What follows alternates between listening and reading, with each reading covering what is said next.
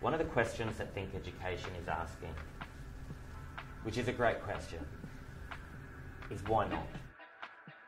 Why wouldn't you, in the 21st century, really challenge the notion of what it means to be a teacher in terms of your desk and where you sit, or what it means to be a student sitting in a classroom? Why not think about access to learning being something that isn't limited by time? Why not think about libraries in a new way, where it's actually spaces that you want to go to relax and have a coffee and get inspired by a book, rather than having your traditional classroom spaces where opening them up, teaching spaces and staff spaces and industry spaces and relaxing spaces are actually not really defined that much.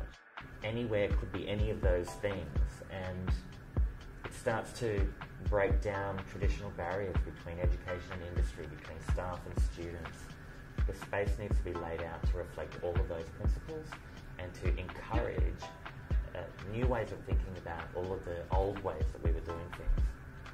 What's really exciting about Brisbane is that, and the campus there, is that it's bringing together and showcasing all of the faculties within Think Education. Whether you're in design, whether you're in health and wellness, whether you're in business and hospitality, you'll be sharing the one space, and no one space belongs to anybody. So if you look into a classroom or a room, an open space, where there are a group of students, you don't know that they're design students, you don't know that they're health and wellness students.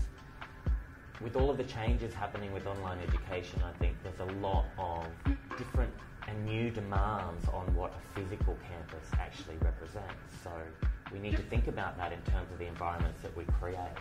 Instead of looking at universities for inspiration, instead of looking at the traditional, more clinical sort of style of spaces, we've actually gone, you know what, why don't we look outside of education to the spaces where people want to get together, where they want to hang out.